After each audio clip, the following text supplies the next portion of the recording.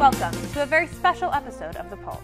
I'm Maisy Carvalho. And I'm Clare Secrist. We have a packed show for you today covering our favorite stories throughout the year. A look behind the scenes at a Sacred Heart Student Award-winning documentary. We'll take you on a trip to the coastal village of Rowayton. And check in with Pulse alumni to see where they are now. All this and more on this episode of The Pulse. From Sacred Heart University in Fairfield, Connecticut, this is The Pulse. October was Breast Cancer Awareness Month, and I met with our on-campus chapter to see how they are raising money and awareness in the fight against the disease.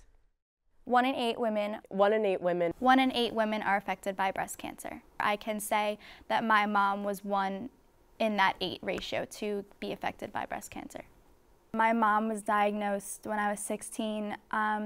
It started out over the summer. She had gone to a regular doctor appointment checkup, and I noticed that she's not okay. So I asked her, I was like, what's wrong? And I knew she didn't have the heart to tell me. So I wrote down on a piece of paper, is it cancer? And she said yes. There was a whole bunch of emotions going through my head. She told me that she would have to be going through treatment, have to be going through chemo. So it was hard for me. So when I came to Sacred Heart, I was going through recruitment, I found Zeta here. It wasn't until I joined Zeta that I really reflected on what happened with my mom and how she is now a 6-year survivor. For the month of October, Zeta Tau Alpha is bringing breast cancer awareness to Sacred Heart.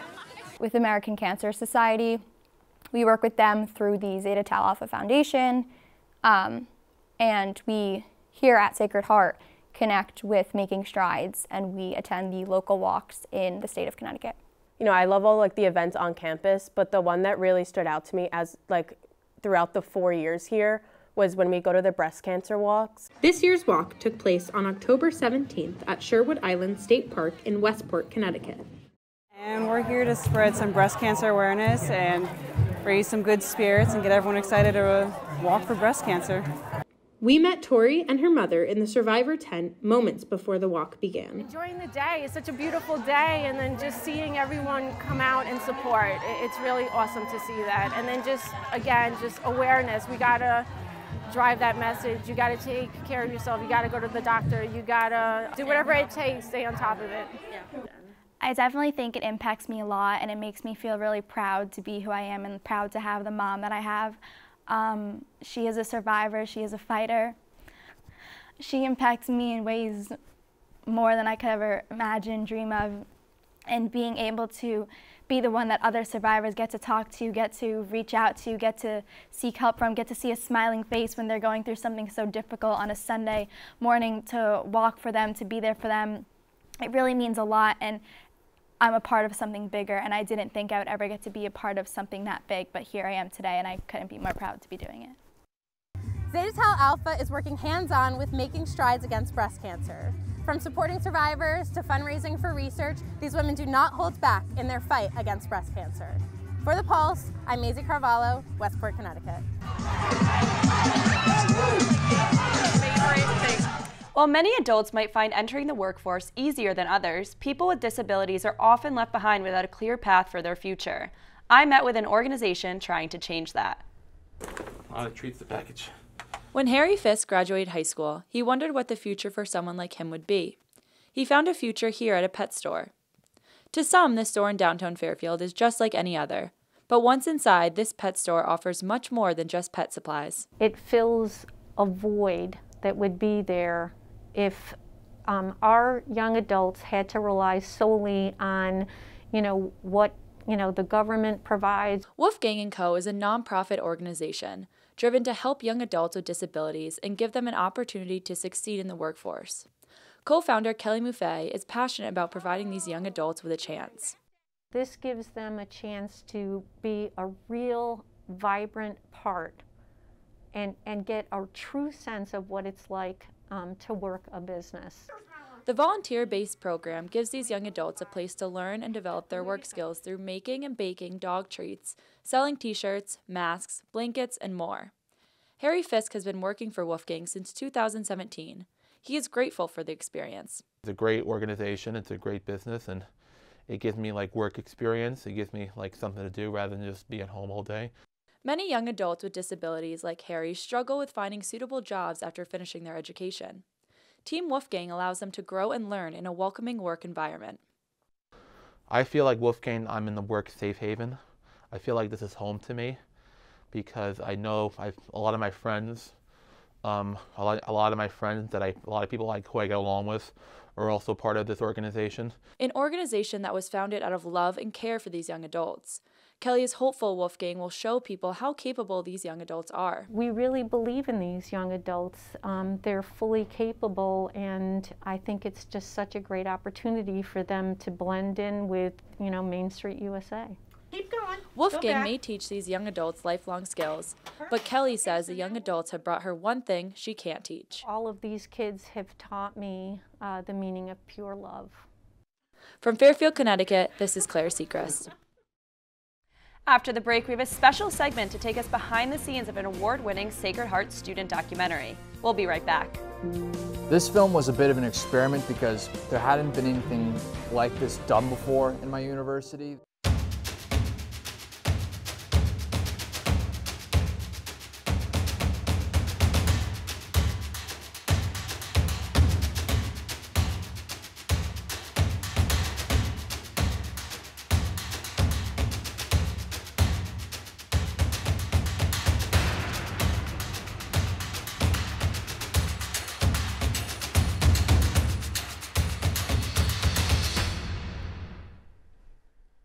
Welcome back to The Pulse. Early this year, our own Tomas Koeck showed us the amazing world of owls in his award-winning documentary, Sentinels of the Boreal. Here is a look behind the scenes of the making of the project. Hello, my name is Tomas Koeck. I am the director, producer, and cinematographer for the film Sentinels of the Boreal. This film was a bit of an experiment because there hadn't been anything like this done before in my university. I was that crazy kid who went up to one of my professors and said, "Hey, I have this idea for a project, for a film. Can you help me make it happen?" So the first location we had to get to was Minnesota. Now at the time, flying was out of the question, so we had to figure out how to get there. Anything else to go in? No. I was lucky enough to get my dad and my Uncle Harold, both of which are avid environmentalists, to come with me on this two-day gig, on this two-day journey across the country to Minnesota.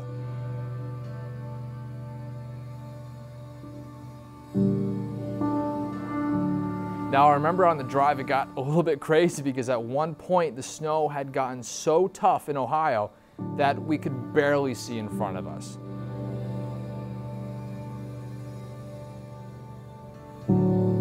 We had to stop at the side of the road and basically sleep out the snowstorm.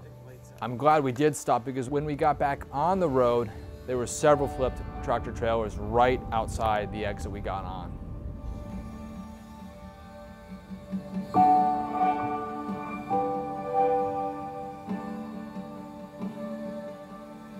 Fortunately, we had the right conditions to continue the drive the rest of the way.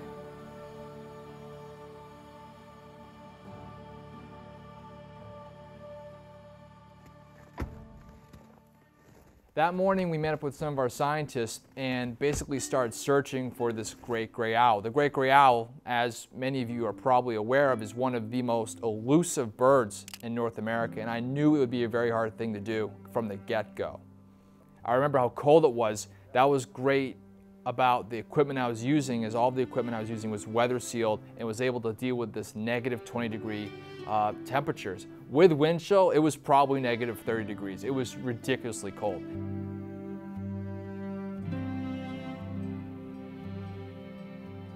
It was really good having all the training I got at Sacred Heart, so I was able to go out there and meet the scientists, coordinate the interviews, get out there and get all of the B-roll and the footage that I would need to compile a film or project like this together.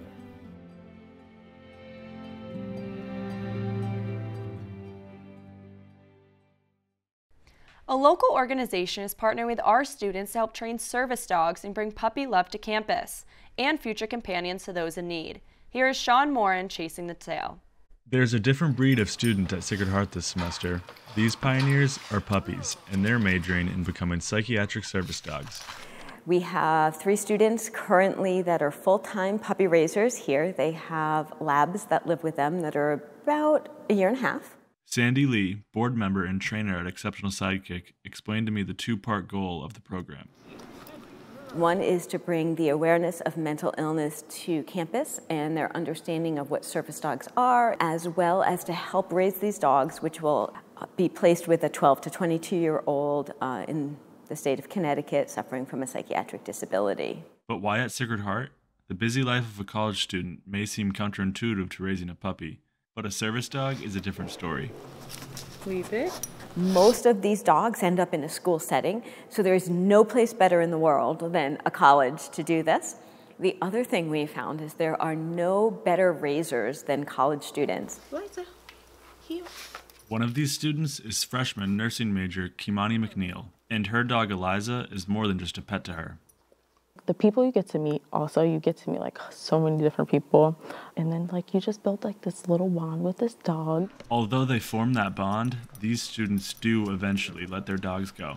You may think like, oh, it sucks, like you have to give them away, but it like feels more rewarding knowing that she's going to go help someone else. So.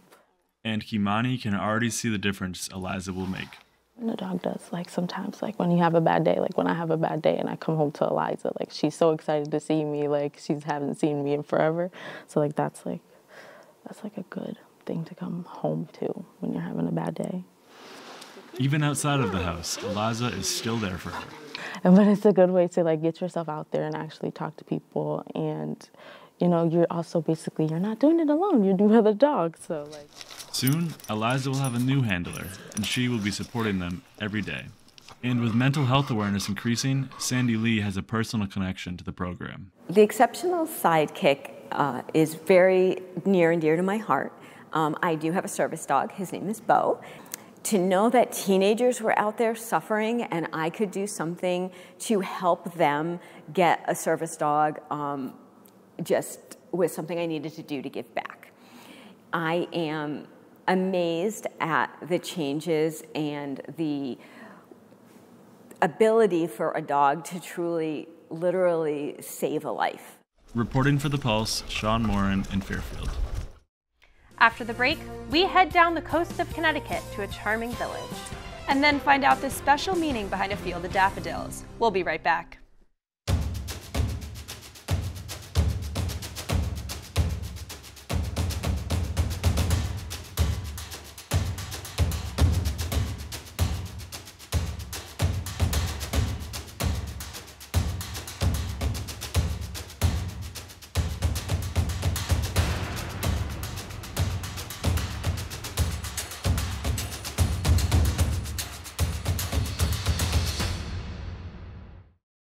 Welcome back to The Pulse. Last spring, fresh air and fresh food were just the thing to shake off cabin fever. Matt Kreckie caught up with the residents of Rowayton at their local farmers market. Spring has sprung in New England, and that means the shades are going on, the masks are coming off, and people are moving outside. I'm here in Norwalk, Connecticut at the Rowayton Farmers Market for a little bit of fun in the sun.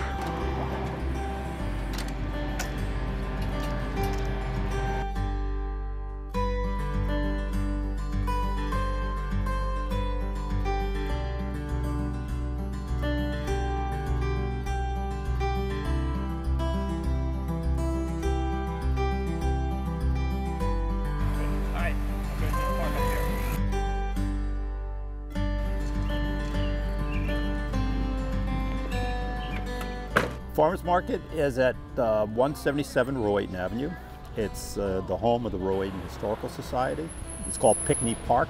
I think it's just the most beautiful setting in all of Connecticut, you know, for a farmers market. It's a good group of vendors. Vendors that have more to offer than just farmed goods. Despite the name Farmers Market, several of the vendors are actually small business owners with many unique items to sell. I've been making jewelry for almost 20 years. And I make driftwood whales.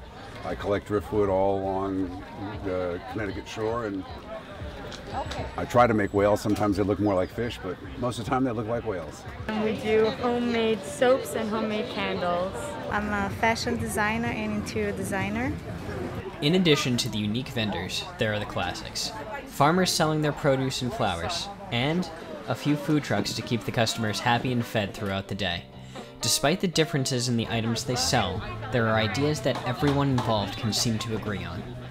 It's just a pleasant experience. I mean, you can go to the supermarket any day, but the farmer's market is more sociable. You're outside. You've got a variety of different things you can look at. You know, from artisans, craft people, jewelers, food. Shop local. It's really simple. Give me a choice between buying at a big box store that's national or buying and keeping it in my town or my state or, my region. It's a no-brainer. We want to keep dollars in the local economy. Support your local, farmers and shop, artisans, and it's just a community. It feels like community.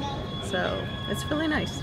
Shopping locally is good for the local economy, and I just feel like it's usually more sustainable and you can get things that are one of a kind. It's just wonderful to make stuff and sell it. I gotta tell you, everyone should have as much fun as I do doing what they do. If you find yourself in Connecticut on a Friday between now and Thanksgiving, make your way over to the Rowayton Farmers Market. If you're not in Connecticut, try and find a farmers market in your local area to help support local businesses. For The Pulse, Matt Kreckie, Norwalk, Connecticut. 6 months later, we returned to Rowayton to visit the brand new Historical Maritime Museum. Geraldo Torres has the story.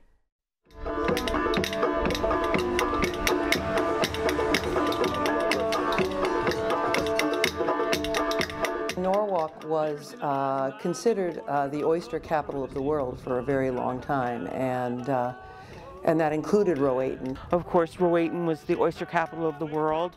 But settlers didn't arrive in Rowayton until the 1700s. They came here for the so-called farmland, although it was pretty rocky. The Historical Society has been here since about 1968. Since its beginning, the Rowayton Historical Society has displayed its history in many forms, most recently with the addition of the Raymond Boathouse. But this small structure wasn't always a boathouse. So it's had many iterations. It started out as a boathouse for George Putnam, the publisher. It was a hamburger joint for a while. And then it was moved down to Jenkins Boatyard, which then became the Grove Ely Boatyard, and it had several positions there. And several other incarnations, I think a beauty parlor also. And then it was moved by truck. And it was a big parade, everyone came out and watched. Down Rowayton Avenue and ended up in Pinckney Park. The original structure was full of history. However, Rowayton resident and project designer Brian Kammerer decided to make it something more. A redesigned museum opened and the public came to see once again. The reaction from the public has been fantastic, and we're thrilled with that. We've gotten so many complimentary emails, phone conversations, in-person conversations about how wonderful it is. This time, the boathouse highlights the effects of climate change on the densely populated Long Island Sound. And so we came up with this idea of the ecological history of the river and the human interaction of the environment together, humans and environment together. Although Wendell Livingston said it was a great success, the Rowayton Historical Society has no intention of slowing down. They are always looking for new stories and possibly artifacts from people around town. That we would love to hear from anybody who either grew up here and has moved away or their ancestors lived here and are long gone. The way we get our objects, our photographs, our stories, our oral histories, is by people sharing things with us. And even while we were renovating the boathouse, people would drive by and say, I just found this anchor in my backyard. Do you want it? Well, of course we want it. It's part of our history. For The Pulse, Geraldo Torres, Rowayton, Connecticut. Back in May, I went to Redding, Connecticut to explore the heartwarming history of a daffodil field with sentimental roots. This field of flowers in Redding may seem like an average field, but it has a whole lot of history. And for those who live here, they see it as much more than just a field. Redding views the daffodil field like a town treasure. It was kind of a Redding secret for the last 20 years. Stacy has lived next to the field for years now. She says Henry McQuaid, or Bud as those who knew him called him, never meant for the field to be a secret. He planted the nearly 3 acres of daffodils on his property in his wife's honor after she died in 1999. The more the field grew, the more the town got involved. And as time went on and he got older, people in the town would help him. The Boy Scouts, the Girl Scouts, just members of town would volunteer to help him divide the bulbs year after year so that they would expand the field. And now the field is almost 3 acres of daffodils. The planting went on for over 20 years, with Bud letting anyone come by and visit his field. He would chat with everyone admiring the daffodils. But in 2019, Bud passed away. He was 103 years old. Stacy knew she couldn't let this field go to waste. He didn't know that I was actually going to buy the field. After he passed away, that's when I approached his family and asked if I could buy the field. Stacy asked Bud's family for the entire property, including Bud's old home for her mother to live in. This home is literally across the street from my house. It's a smaller house. It's on one level. It's just a small 2-bedroom ranch, and it's perfect. Obviously, Bud lived here till 103, so it's perfectly set up for someone older, and I literally can help her, as she ages in the home. Stacy says her mom and whole family love the daffodils and plan on honoring Bud's memory by welcoming anyone who wants to come see his flowers. On an average spring day here in Reading, there's cars stopping all alongside the road and people coming to walk the field. Stacy said they have over 100 people a day during the prime spring months. It's a token to the beauty Bud's created.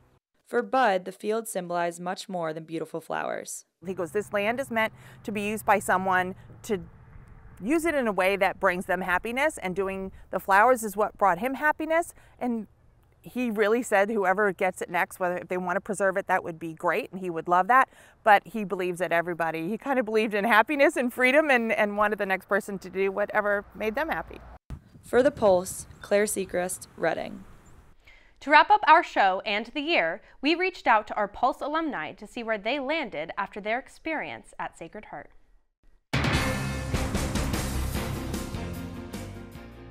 From Sacred Heart University in Fairfield, Connecticut, this is The Pulse.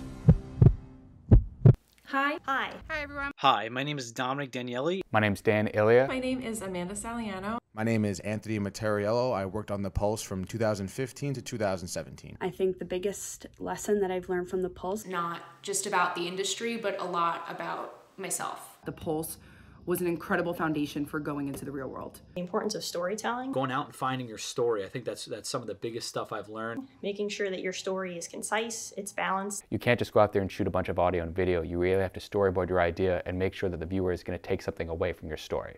Collaborative minds, ideas, and being open to all different walks of life. Collaboration is so important in the professional workspace. Collaborate with producers and other crew members in order to kind of produce a professional and well thought out new show. Preparation is key in TV, and being able to have things readily available is definitely what takes you to the next level. If changes need to be made, which they often are, or more work pops up, you're ready to do whatever needs to be done and do it well. Roll with anything. The media world is something that really is changing at any second, especially with breaking news and everything else going on in society. I learned as a senior producer for The Pulse how to adapt and make the show still work. I had more of a mind of a producer than I did before when I did The Pulse, because there were the opportunities to just do more. Being pushed out of my comfort zone on multiple occasions, that really gave me the self-confidence to step into a production role and say, sure, I could do that. It's just been incredible to come out of The Pulse and then just feel that confidence coming out of it, knowing that I was ready and prepared. When you're in the real world, when you get a real job, it's just like, so you're kind of thrown into it, and you have to be like versatile. It's always good to kind of have an open mind and be creative and just see what you bring to the table as well. The Pulse has set me up for success, and I'm really grateful for that and all the opportunities it brought for me in my career.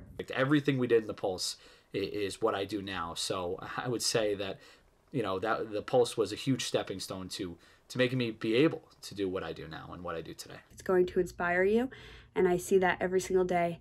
And I'm inspired every day by someone new. Always thinking of what Professor Alicastro would say in class, and then it's kind of like subconsciously ingrained in my brain there. The last day of our class ever, and he told us to fail forward. And I remember I wrote that down in my notes, actually, in my iPhone, because it's just a reminder that, especially during your 20s, you're not totally certain yet. You're still finding yourself and like what you want to do. And If you fail, don't let it knock you down completely. It's about the comeback. I cherish the time I had with the Pulse ever since. On behalf of all of us, thank you for joining us. That's a wrap on this year.